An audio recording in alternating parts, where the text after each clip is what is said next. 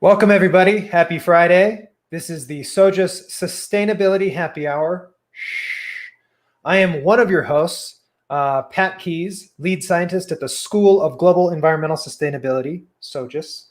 This is my co-host. Hello, everybody. My name is Micah Bennett. I am the communications specialist at SoGES. Happy Friday. Happy Friday. Happy Friday. Happy end of the semester, right? Today is the last day of classes at Colorado State University. Right. I guess, yeah, it's not technically the end of the semester. Next week is finals, and we'll probably hear more about that in a few minutes because our special guest today is none other than the director of the Student Sustainability Center at Colorado State University, Sam Moccia. So we are going to bring him on in about 10 minutes, and we'll learn more about what he does, what he's studying at CSU, what the SSC is, all of that. We will certainly not have enough time to talk about all the things that Sam could talk about. It's going to be a great show. It's going to be a great show. If you're watching, first of all, thank you. I'm going to put something in the chat here.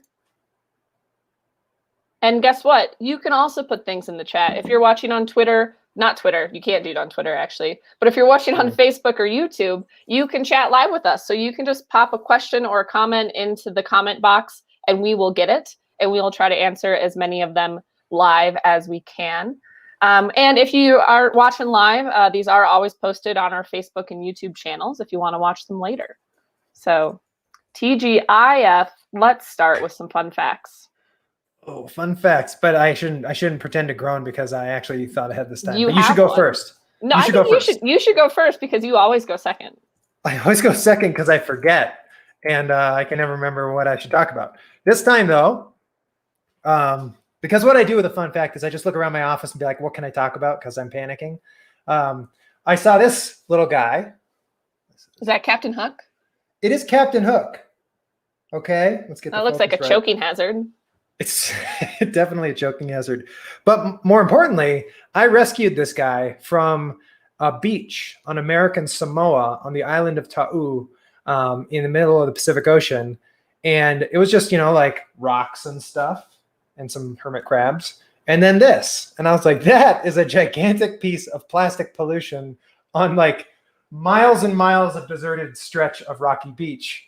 So I don't know if this is like, and technically I think it's a national park, so I might have like stolen from a national park, but I feel like this was probably not meant to be there on the I don't think that's what they're talking about when they say in the leave no trace. Don't take the shells and stuff. Yeah, I don't think that's a natural part of the landscape. I mean, I don't know. Captain Hook is a pirate. Like you probably go to beaches sometimes, so maybe this is where he's from. I don't know. Anyway, it's traveled all over with me now, like all over the place in terms of like a flat houses. Stanley, like kind of like a flat Stanley, but a Captain Hook, and like a little reminder to like clean up the beach for the pirates. Okay, that's enough of that. That was a great fun fact, Pat. Was it pretty good? Yeah, that was really good. Yes. Okay. My fun fact, and I had to check before the show to make sure I didn't already share this one because I do worry that I don't want to start to recycle them. Fair. But although recycling is good, feel free to recycle. Recycling is good. What made me think about this is I was trying to think about my fun fact is that I feel like about a year ago when we started this show, which first of all, that's wild that we've been doing this show for a year, over a year actually. But it's a good thing, but. Yeah. And one of them, I was showing off little seeds that I had sprouted. So I have a new plant for my show and tell. Ooh. This is my Pothos Plant. Is that just growing in water? It is because, so this is a clipping. This is a Pothos plant. And I also recently learned that they're toxic to children and animals. So be careful where you have them. To what? To children and children animals? And animals. Well, I would definitely just condense that to animals. Children are a subset of animals, I think. Maybe. So this clipping, so they grow by clipping. So if you have a full plant, you can take them off at these little nodules, which is where the roots sprout out.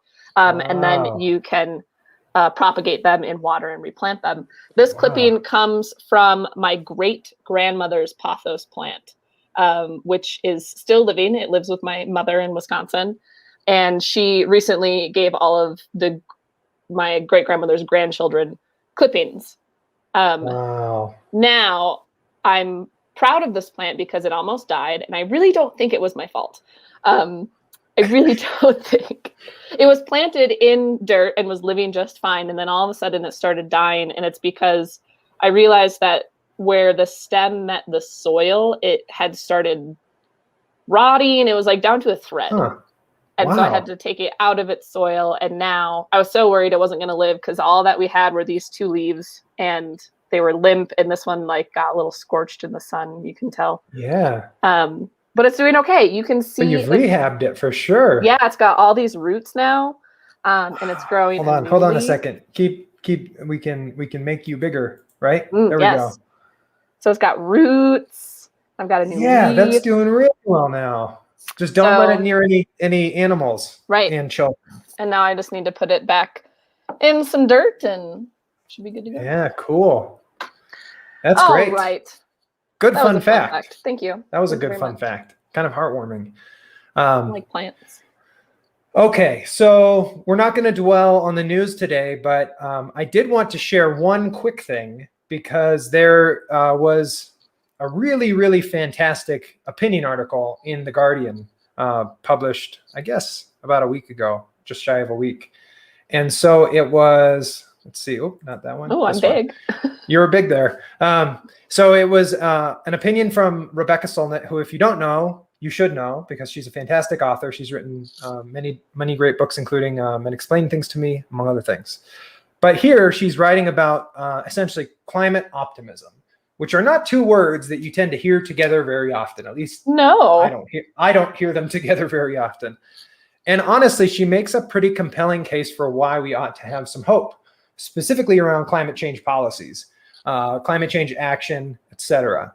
And so I won't go into this. I actually used this in the class that I teach this week as a good example of why there ought to be some hopefulness and positivity around the choices that are actually kind of near at hand, if not at hand, when it comes to climate policy, climate action, et cetera. So check this out. It's going to be in the notes on the episode, and just read this. And I hope it is inspiring to you as well. But I'll just leave it there. Awesome. I have not read that yet, so I will be checking that out. Climate optimism is something I could use more of in my life. I know, and it's really hard, honestly. But I mean, the last few months of U.S. policies that have come out, the fact that the U.S. is going to rejoin the Paris Agreement is a huge deal, and it doesn't mean that there's not a ton of work to do. There's still a ton of work to do, but the fact that we might be on a path towards doing that work is a good thing. Yeah. Yeah. Okay. Guess time? I think so. Yeah, Sam, are we good? Thumbs up? Okay, thumbs up. Let's bring him on. Ready? Set? Do it. Boom. Okay, hold on. There we go. Oh. All right. Hey, everyone. Yeah, I know. Welcome, Sam. Thank you so much, Pat. Good to be here. Yeah, welcome to the Sustainability Happy Hour. Thanks so much. Yeah, a pleasure to be here. I'm really excited to chat about all things sustainability. And thank you for the article, because if there's one thing that has really highlighted, I think, my time being a student and studying sustainability, it is a need for hope. So I'm really glad you threw that in there. Fair. Okay, so Sam, you go. You are the director of the Student Sustainability Center, and you're also an undergraduate at CSU. But before we get into any of those things, I do need to address something very important, is the fact that you are also participating in Floral Print Fridays. Unintentionally, too. I wish we could say this is like, well, maybe we should make it standard like SoGES uniform. I think that maybe we'll just go with that. That'd probably be a hard endorse there. Hard endorse. Oh, yeah. Thank you. I'm glad. As long as we can get some fanny packs in the mix, we're good. I like your thinking. Great. Yeah. But in all seriousness, can you give us a little overview of who you are and what you're doing? Yeah, I mean, my name's Sam Moccia. I'm the new director for the Student Sustainability Center, which is housed in SoGES on CSU's campus. This was my first semester in the position. It is a position that undergraduates have held for time immemorial, which is like 10 years-ish. There's been a lot of undergraduates that have come through this position. And the Student Sustainability Center was created really just to address and help organize around student-focused sustainability efforts on campus. And there's always an undergraduate who is picked up to kind of run and orient the center and kind of manage this university-wide group of sustainability initiatives and projects. And it's been a really incredible year to get involved in that. I mean, it's been such a unique space. I'm also studying environmental and natural resource economics. I'm from the College of Ag. Yeah, it's my first year on campus too, which is an incredibly unique experience and a really great time. But it's been a real incredible experience, like getting to know all the sustainability work on campus, but also in like the greater community. Because I would have never believed like the sheer amount of student effort around sustainability in not even just like CSU, but in the greater community of Colorado. I mean, it's really wild how much work is going on here, which is something that just gives me an immense amount of energy and hope, is seeing just how much work is going on with this. So there's kind of the snapshot. Yeah, I think that the energy that comes from students around sustainability is just so big and like very inspiring. Yeah. So it's fun to be part of that. Absolutely. Yeah, and it's been, I think especially this year, there's been such unique momentum. I mean, you really hit on it with like, there's been so much changes in policy and energy, but it's very, I think in a generation growing up and having so much interest in environmental policy as a whole, but especially like individually, it's so encouraging seeing that like something we've grown up as is seeing as a negative thing is like, oh, this is all really mattering. And this is all seeing, we're seeing such momentum now. It's exciting. I could go on forever about that, but it's really thrilling. So. Okay, so quickly, actually, I noticed, is that the Maryland flag on your mug? It is. Don't take that to heart. I'm from Philly originally, so it's kind of disturbing that I have a Maryland mug.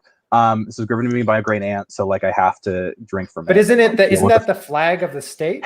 It is. Or is that just the flag of the state of Maryland? Unfortunately. What's wrong with Maryland? I didn't see that as a bad thing. It's not Colorado. Yeah, it's also not Colorado. I see. Pennsylvania or New Jersey. Not that I'll endorse New Jersey that much either, but still, that is the Maryland flag. Which is. So, speaking of where you're from, Sam, how did you come to CSU? You're I believe you're a transfer student, right? Yeah. So, what was your journey to CSU like?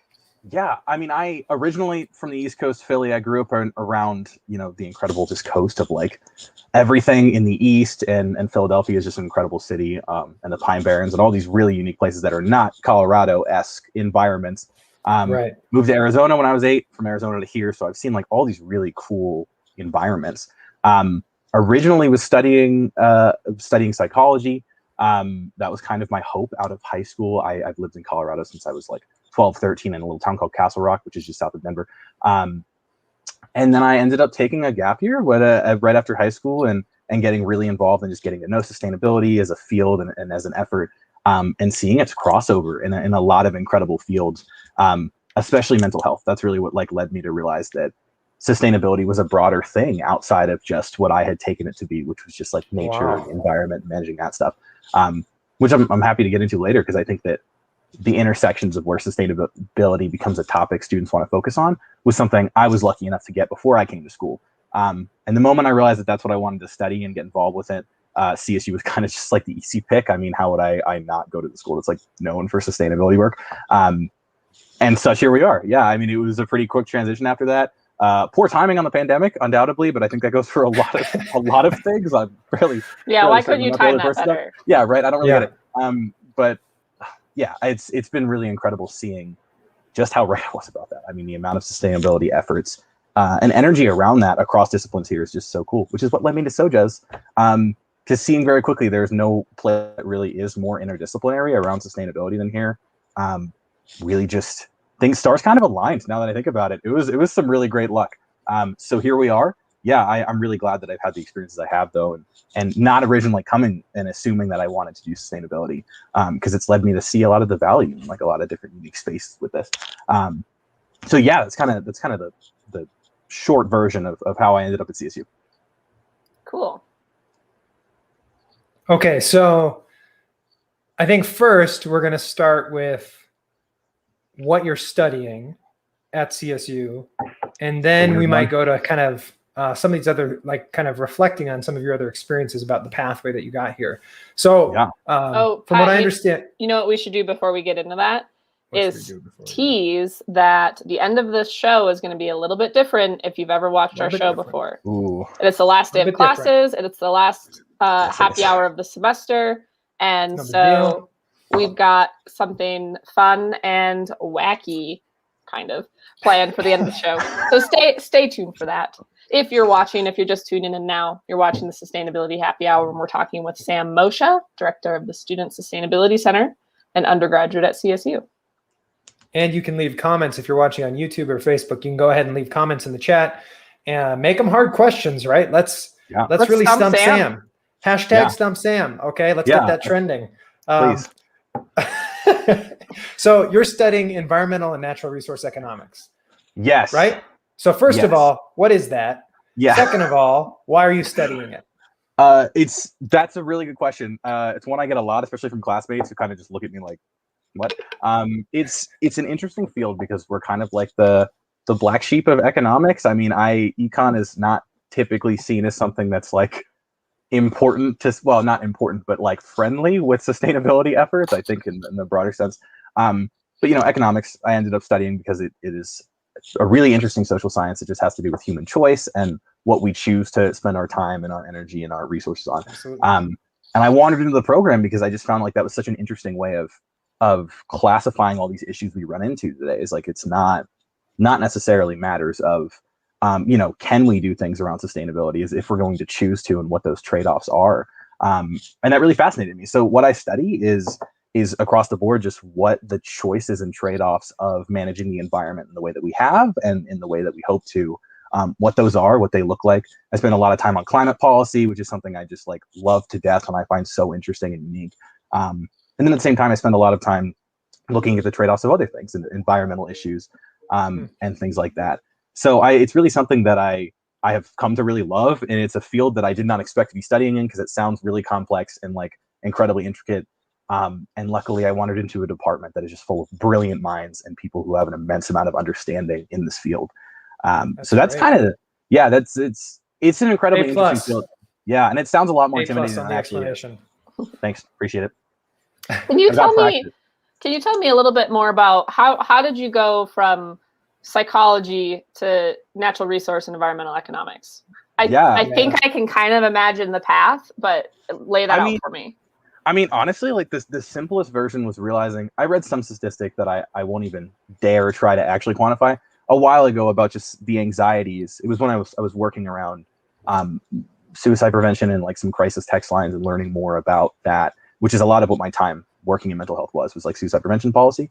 And then an anxiety that I saw that came up like a lot in a lot of these statistical surveys was climate anxiety. It was like either climate anxiety or anxiety about the future in a more general, broad sense. Yep. And it got me thinking at the time of being like, wow, this is, what a hard thing to have to talk to someone about, right? Because usually I think we can focus a lot on ways to address certain issues that are weighing on people's mental health. Can't really do that with climate change. I mean, not in like the sense of like, let's talk this out. It's like, wow, this is like a really intense thing that we're still beginning to see the effects of. And growing up in a generation where like every time we turned on the news, it's like, oh, cool, that's like another thing that's not going particularly great. That really is what led me to like see environmental issues as a link to mental health. And at the same time, seeing that there's become this realization that like mental health is something we can use. We can use the environment to help fix, right? There's a lot of really interesting stuff coming out these days in research about how mental health can be improved by our connections with the environment. And though that's not shocking at all to like most of the world, that's something that I think we like haven't really taken into consideration in the West. And it just really made me realize of like, if this is the way we fix all these issues that my generation is experiencing, but it's something that's under threat, how do we, those are things that are going to clash. And it really just made me realize that my love for like mental health wasn't going to be something I could really work in unless I help address climate change and these broader issues. And economics is just like kind of blown up really nerdy psychology. So it kind of ended up like wandering into that. And it's been you're not wrong. That's really, actually a pretty good definition. That way.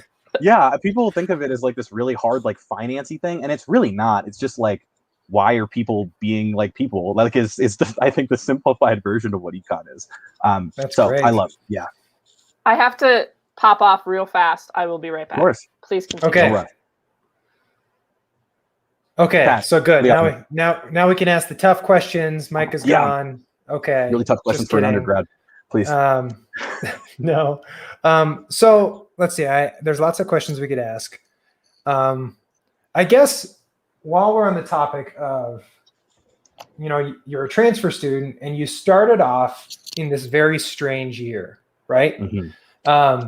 Wait, and where were you transferring in from? Did you say that? Oh, I took night classes in community college, so nothing too exciting. Oh, okay. Down in Denver.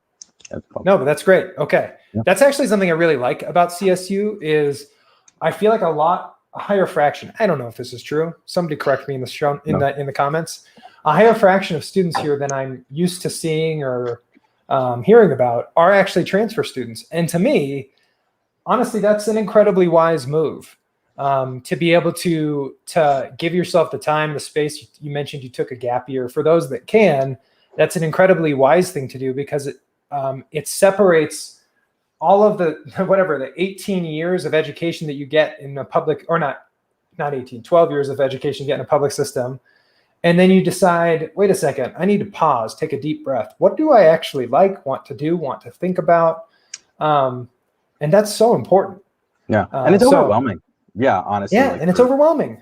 Right. So anyway, I just want to say hats off to that. But I did want to say, so you're stepping into this role as a director of the Student Sustainability Center during this year, right? Like this has been to say the least, this has been a weird year. Okay. An unprecedented. Unprecedented year. We use lots of adjectives. But for you in this capacity, how has that changed? Well, it didn't change the way you did the job because you've only known it in that context. Yeah. But so how have you navigated that? Like you've had to essentially corral a club without really meeting very many of the students. Probably you can't like walk around CSU giving people high fives and talking about how awesome the club is, which I think you'd probably excel at. And so how have you done that? Yeah, like or SoGES, right? Like you haven't met any SoGES people in person yet, in person? No. Yeah. That's right. I didn't even realize. It's like totally one. True. Yeah, it's been a really. That's been. I shouldn't say none because I had the honor of meeting Diana in person the one time. Incredible, Dr. Wall. That was a fun time. But like for like 3 seconds because just in person isn't the world that we are quite back to yet. You like waved from across the room, and then I was like, no. It's really, it's interesting because I think that there's a perception, especially from like older folks, that like we grew up on computers and thus we're like meant for this, and we're so not. I mean, like me personally, and most of the people I enjoy, and anyone who works in the conservation end of sustainability, we're not meant to sit still. We hate that. It's like the worst thing on earth. I mean, like sitting in front of anything for a limited amount of time, I get anxious in front of like half-hour meetings. So changing the world to, hey, everything's online permanently, including being social, is like was like a mind-boggling experience. I think that walking into this position, what was immediately clear was that like energy was hard to find because everyone was just taking such a hit, but energy towards sustainability was just growing. I mean, I came into this time locally that, I mean, my first day was still while Cameron Peak, which was the big fire going on in northern Colorado, for you to know, was going on. So it's not like people weren't paying attention to sustainability and environmental related issues. There was one in our backyard. And so I think that it's been unique in the sense that in a normal year, we'd be doing all these incredibly energetic things in person. But I think what this year has offered the unique opportunity to do is realize that that's not going to go anywhere, regardless of how bad things get, like as far as just other issues going on in the world.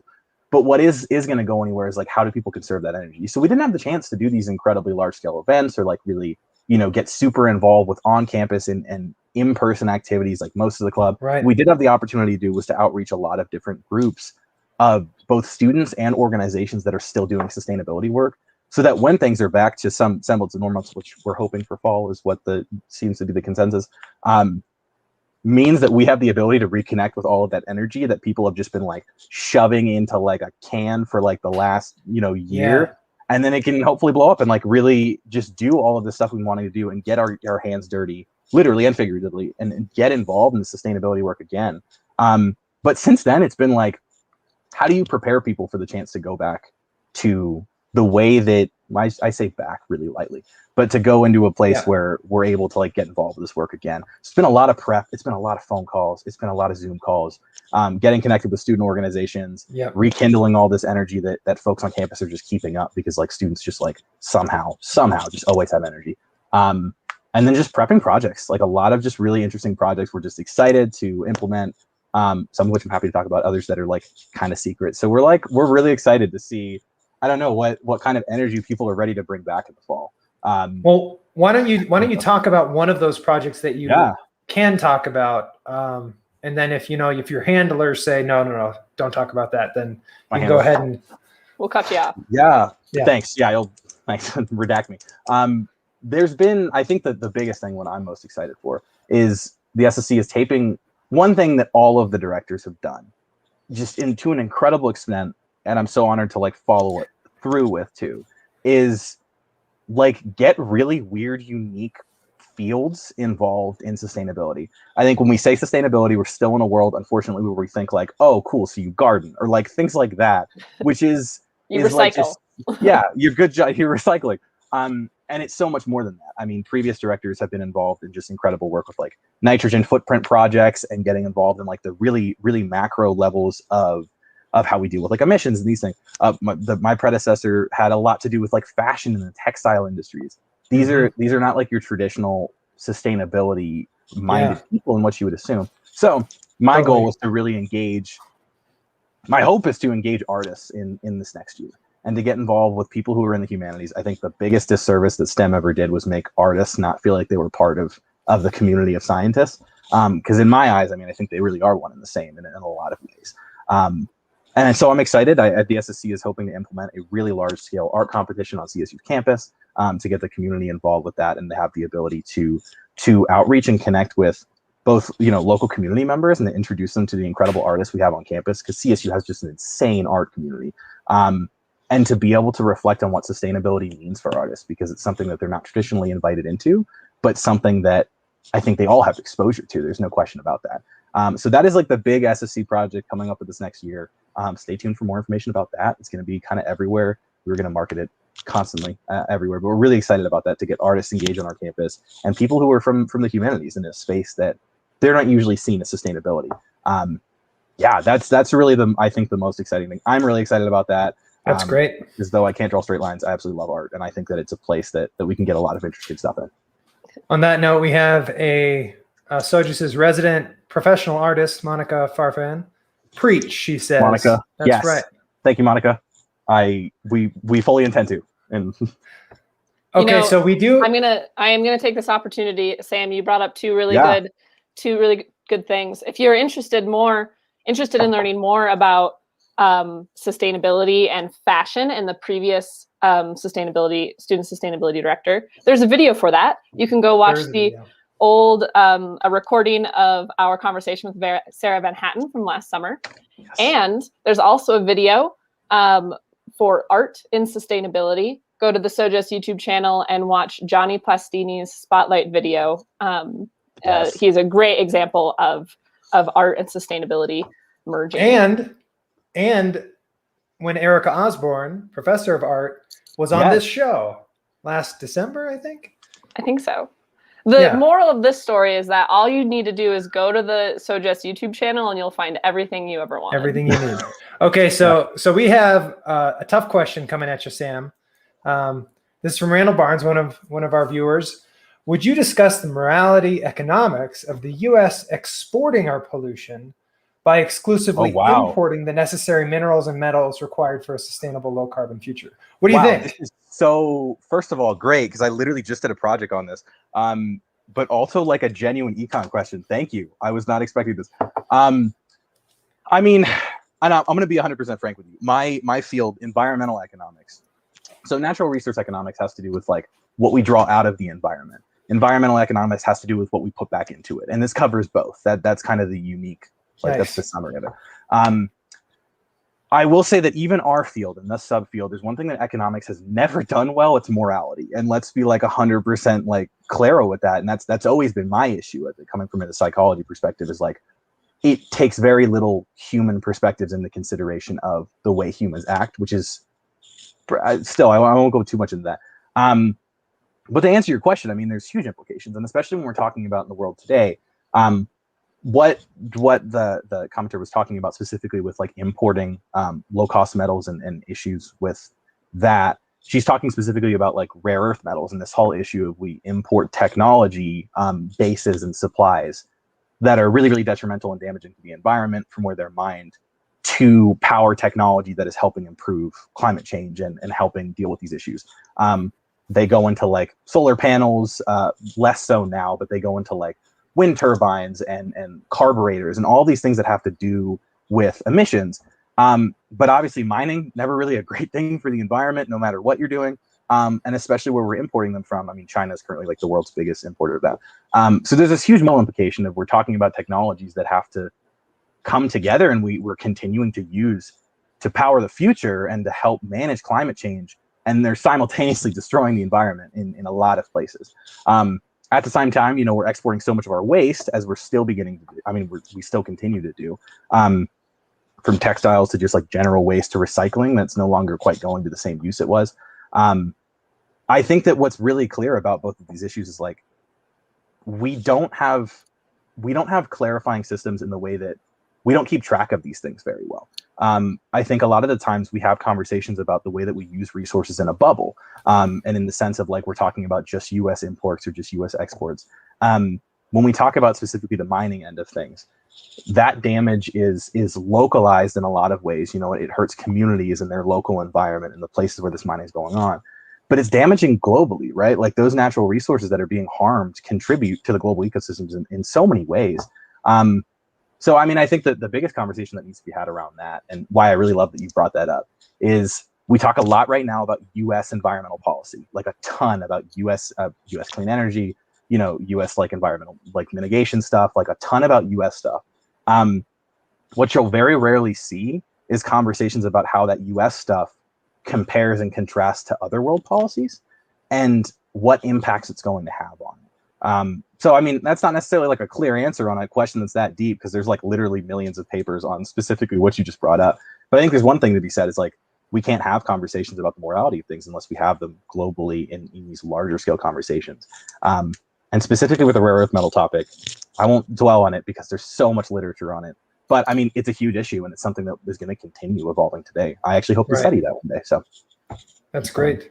That is a very, very good answer to a good question. Okay, so and actually, just on that note, side note, and this is maybe a throwback to a previous episode on where we talked a little bit about climate fiction and speculative fiction. There's actually a really cool book on this idea around. It's a sci-fi book written by a Chinese author called Waste Tide, and it's essentially a story set in this near future about this community in China that is one of the main hubs of dismantling e-waste and all of these different types of waste that here in the United States, a lot of the waste when we are dismantling or trying to get rid of an old laptop or something like that, it usually gets shipped overseas somewhere, and then it has to get taken apart. And that's not always a environmentally or physiologically safe process. And so it's a really interesting book that sort of delves into some of the implications of where society is right now. Again, looking at so we're importing those rare earths, we're importing some of those materials to develop these technologies, and in some cases, we're exporting some of the waste back to some of these places. Cool. Oh, and we got a boom. Thank you. Yeah, and thank you, Randall Barnes. Yeah, thank you. That's a really good question. And like on that topic too, just something else to add. I think that there's one thing that is still a conversation, is like a huge topic for everyone going into this field, is this whole idea of a circular economy. I mean, this whole idea of like linearity has always been the model of economics that we run with, that we extract, we use something and we put it back into the environment in some way. The broader conversation going on is how do we just waste a lot less stuff, but not as like a quirky, like, hey, we're not like reuse, recycle kind of thing. Like as a legitimate, it's assumed that when you're taking something from the environment, it's not one and done. Like it becomes part of a larger system that is used over and over and over again. That is for people with a lot more time in school than me and a lot more, like to it, because that's a huge topic. But it's something else that I think is like, that's the solution at the end of the day, is how do we use things a lot more before we waste them. That's, I mean, and I don't know if you want to dwell on that, but I feel like this idea of circular economics, it's been percolating around for a long time, but I feel like now it's actually starting to enter the mainstream in a more serious way than it has in the past. And honestly, that to me is like thrilling, because I think you're spot on that a lot of these one and done or two and done when it comes to using some materials could probably get used much, much more. And I guess a question, and maybe you don't want to answer this now, is do you have any sense of sort of some of the economic pieces that might need to come into play to incentivize that sort of thing? That's a big question. I mean, maybe this is a thesis topic. Who knows? I was about to say, this is a pretty good thesis topic.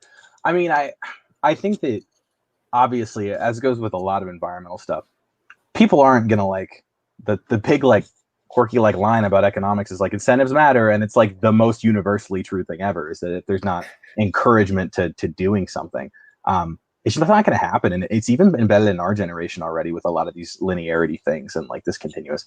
I mean, it would have to be, this is why I love the humanities as an end of sustainability stuff. It would 100% have to come from not the science world. It would have to be these encouragements and this larger cultural shift that would have to come from policy, undoubtedly and mostly, but also just like genuinely in education and in the world wider as like a cultural shift. I mean, like the viewer kind of mentioned, we're comfortable having these conversations about like we export waste and we import things we're going to waste, like it's just like normal. And I think that alone is like a statement of how embedded it is. It would need to be, I mean, it would have to be really massive. That's like one of the world or shifting things that I think has to go along with the way we manage climate change.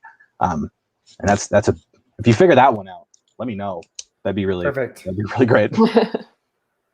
Okay, so maybe you mentioned even in your generation now that this is sort of a thing that's a problem, etc. But to zoom out from that, maybe can you comment on, and maybe this is better just to comment on it from the perspective of CSU or the club, this is the Student Sustainability Center, I should say. What's your sense of like the pulse right now of how people are dealing and thinking of students, of how they're thinking about some of these topics? I mean, you mentioned that there's still a lot of energy, that there's still an appetite for thinking about sustainability. How are you discerning that? Like, how are you able to detect that? Like, as I know you're the director of the Student Sustainability Center, so you sort of have a network of things, but I guess I'm just curious, like, how are you keeping in touch with your peers on these topics?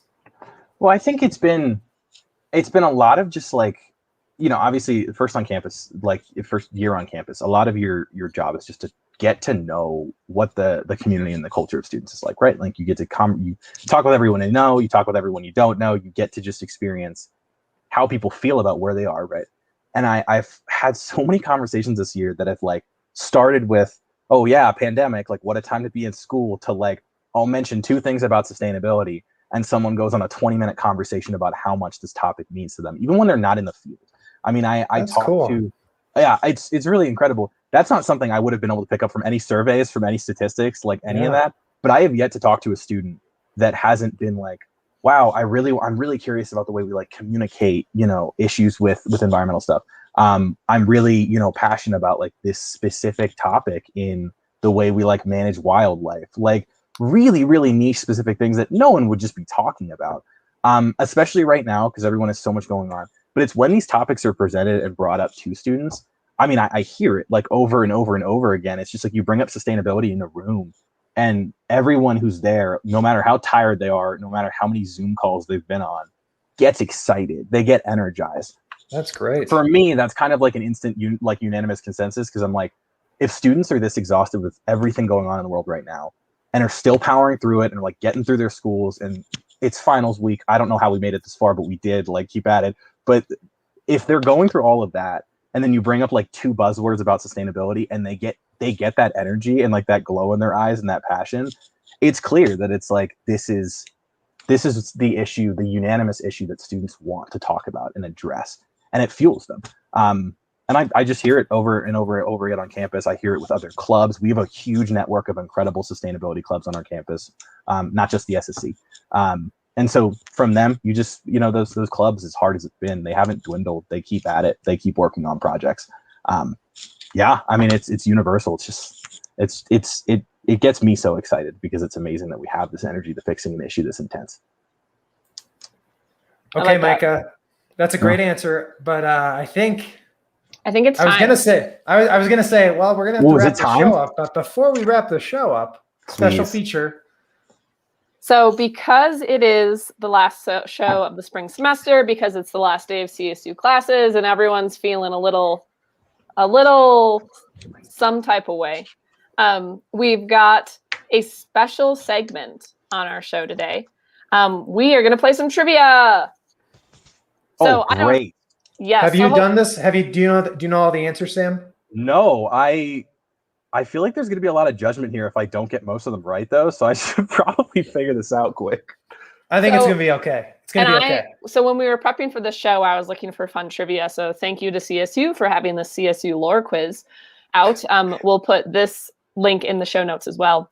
And I only went through the first 3 to see if I liked it or not. So I have not seen all these questions. So Sam, you and I will be kind of playing together. Oh, sweet. All right. Are you ready? Are you ready? Can you read that? Can you read the screen? I'm going to blow it up. Yeah. This is great. Okay. And if you need to phone a friend, maybe someone from the audience can help us. We'll see. That's a great idea. Question 1, wrong side of the track. CSU was paid $100 from the railroad company so tracks could continue to run through campus. Is that true or false? Have railroad tracks? True or false? That's true. You spent most of your first semester online, so you haven't spent a lot of time on campus. I tried to wander around campus. Okay, so this is maybe some bad news for you, Sam. The Student Sustainability Center office is right next to the train tracks. The good news is that if you're ever late, you can usually blame the train, and no one will. You can totally blame the train. Yeah, you can definitely blame the train. I'm gonna go with true because I have let's heard. See. Let's see. Woo! Correct. Okay. Yeah. Okay. I wish it still ran. 1874. Okay. But let's think about that for a second. $100 to have the right of way forever. Which is $2,000 in today's money, which is also nothing. Still nothing. What were they thinking? And they don't even have a sweet student discount on railway passes. Like, come on. Not even, because it's a freight track. So freight track. I mean, that'd be fine. That's like. Okay. All right, let's do the next one. Question. I can read this one. Did you know I used to be a professional trivia host? What? No, I mean, good. I read for a fun fact. What are you doing? You got what? I read I spent a couple years reading pub trivia in Minnesota and Wisconsin. Ooh. And so I use my radio voice. Okay, use your radio voice. We'll see if it comes back to me. Ram statues. All Ram statues on campus have their rumps pointed south toward the University of Colorado in Boulder. Is that true or false? Sam Moccia, you're up. That's false. That's definitely got to be false because there's like 1 million Rams on campus. There's no way someone took the time to do that. Well done. Okay, good. Well done. Okay. I don't know how that rumor got started, but we're not going to read all the answers. There's a couple answers that are worth reading, though. Yeah. Okay. Are you just going to keep reading them? I can do it. You do it. You're professional, please. The old main bell that rang start of classes and celebrated football victories was stolen, buried in the ground, and then sold for scrap during World War II. Is that true or false? I have no idea. I didn't get this far. Wow. I'm gonna go with false because I think I've one on campus. Maybe they dug it back. Wow, you are on a roll. It is on campus. I thought so. Yeah, so the bell was stolen by students and buried in a farmer's field, then moved to a campus fraternity house across state lines and back again, then ultimately dropped off in 2016 on the Alumni Association Executive Director's driveway. But the 500-pound... Oh, go ahead. The 500-pound old main bell was meticulously restored and hung outside the Iris and Michael Smith Alumni Center. What? But so it was stolen and buried. Yep. And then someone just dropped it off. I don't know how you just drop off a bell, but like, I don't know, perks to them. They figured something out. Okay. Temple Grandin. Temple Grandin won a Golden Globe for a documentary on her life. True or false? Pat, this one's yours, please. No, I know all the answers.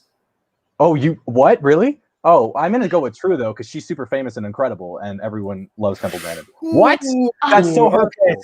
Okay, so the problem is Claire Danes won Best Performance for her portrayal. So that of was a Grinch. trick question. Oh, That's a trick question. cool. And by the way, an incredible movie. Like I haven't seen that.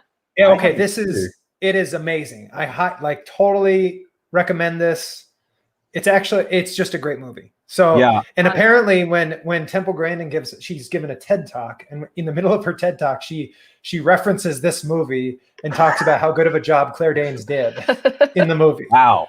And so it's definitely worth watching. 1-7. Okay, next question.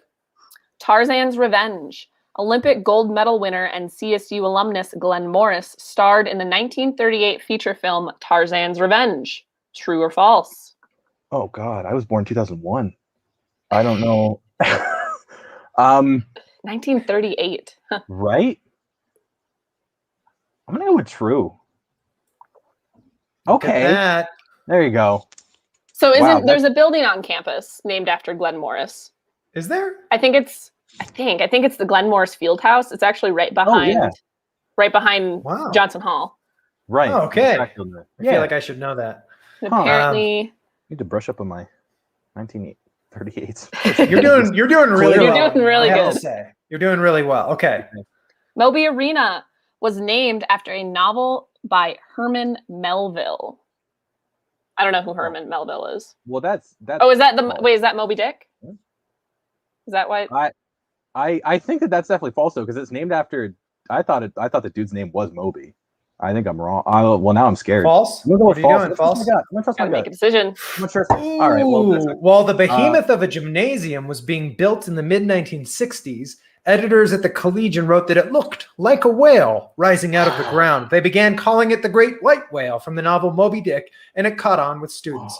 With some reluctance, I love that. The name Moby Arena was officially adopted by administration. I'm sure they were like, do we have to do this? Do we really have to do this? Hey, perks to the early news writers for changing the names of things on campus. And look at that photo. Wow, that's a good photo. Sam, we didn't get to this, but Sam, you work for the Collegian, right? You're a reporter. I did last semester. I did a lot of work, around writing stuff. But it's an incredible team. They've been like writing stuff for forever. That's an incredible photo, though, considering that's a parking lot now. It does kind of look like a whale. It is a parking lot. Wow. Now. Yeah. Huh. Okay, next up. This is 7 of 10. Student Services Building. The architect of the Student Services Building was committed to an insane asylum before the building was completed in 1948. True or false? Have you heard? Do you know anything about the Student Services Building, Sam? Don't say it. Don't know. No. I've heard a rumor. I'm gonna save that for the answer though. I'm gonna go with true on this one. Correct. Okay. Yeah. Micah, you know the full story, and I want to hear if it's actually true. So please. I don't know the full story. I know whispers of rumors. He plotted to kill his wife. I was told he did actually kill his wife. That was what I was informed of. Glad it's not true. Yeah, and it turns out he designed a whole bunch of buildings, including Johnson Hall, where SoGES is usually housed. So if you wander around Johnson Hall, you'll see that there are strange dead-end hallways, weird, you'll go through a very narrow passage, and then you'll go into what looks like a terminal office, and then it will just continue on with other passages, and then open up into this like cavernous room at the end. There are a lot of strange things. I just want to know, how did this get built and allowed? People saw this blueprint and they're like, yeah, that seems like a good blueprint. Who knows? And so this talks about Ghost Hunters of Colorado investigated the building in 2013. I remember this wasn't 2013, actually. I was there in 2018, early at like 7 a.m.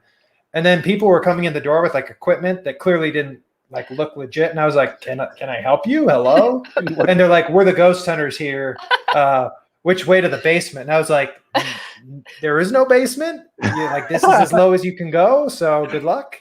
I just let it go. I also, to be honest, I don't think you need Ghost Hunters to tell me that Johnson's haunted. Like you worked there for like 2 nights, and you're like, oh yeah, okay, it's definitely haunted. The ghost. Okay, next question. Next question. All right. Leslie Jones of Saturday Night Live came to CSU on a basketball scholarship. True or false?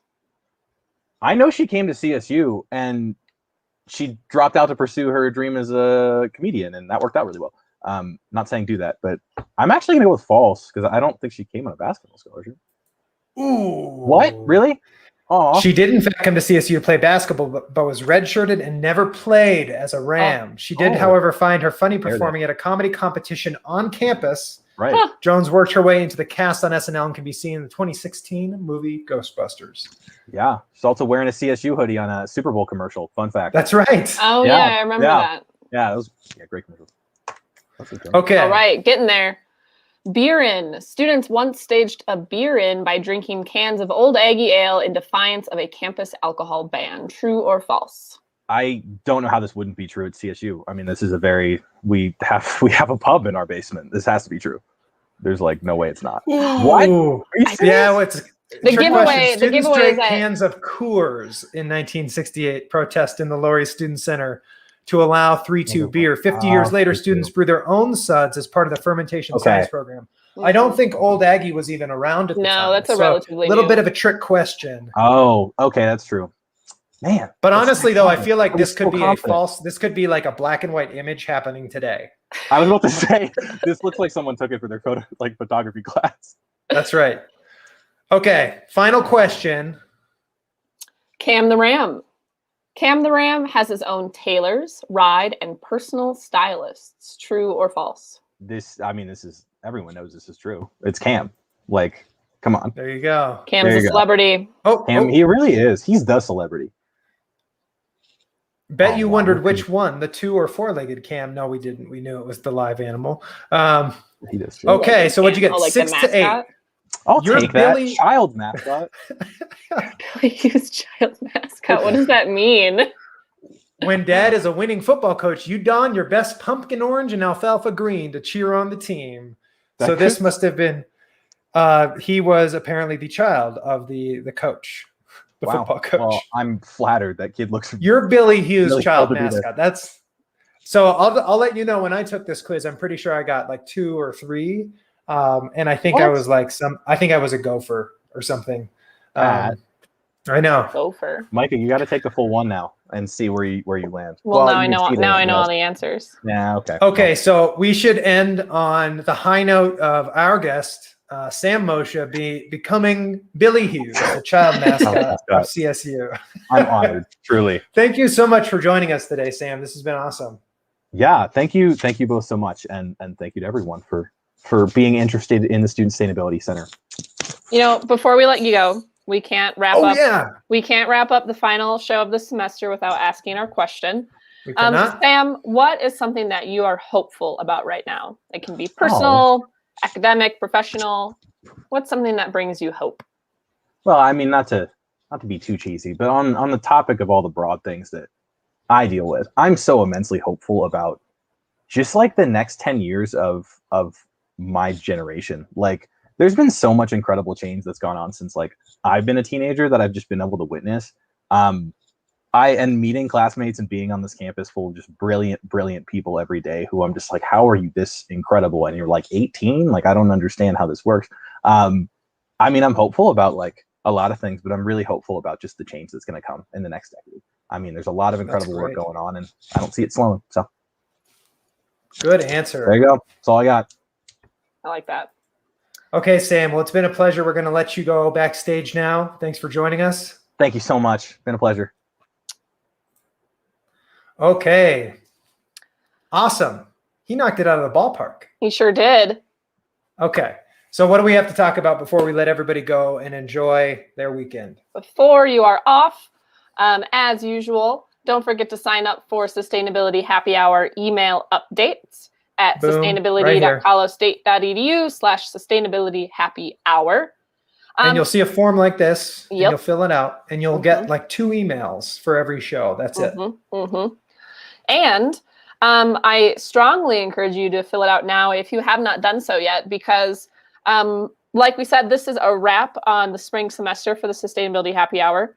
End of series 2. End of series 2. We started this a year ago in response to the pandemic of everyone had gone remote and we missed seeing everybody. We missed being able to have, semi-casual conversations around sustainability. So it's been a whole year, and we don't totally know what is next for this show. But if you sign up for our email list, you will be the first to know. Yep. So make sure you do that. You can also sign up for the SoGES general mailing list. They are separate things. We want to keep, we want to be respectful of your inbox. And so this is where you'll go to sign up to get our newsletters, our general event invitations, and that can also be found on the SoGES website. And we'll make sure these links are available with the show. Yeah. And then finally, we do want to give a big congrats to all of the students that are graduating this semester. I know it's not quite yet. You still have a week of finals ahead of you, but it will be over soon. And there's a cool video available. Yeah, so if you're graduating, put together. If you're graduating with one of the SoGES Sustainability minors, we did put together a little congratulatory video. It's on our YouTube video or on our YouTube channel, and features the melodic voice of SoGES academic coordinator Dale Lockwood. I guess that's a wrap, right? Is that it? I think that's a wrap. Okay, Thank everybody. you Well, so much to everybody who has been watching and commenting, and stay tuned for more information. Absolutely. Okay, oh wait, I can get rid of this. Okay, everybody, have a great weekend. Have a good Friday.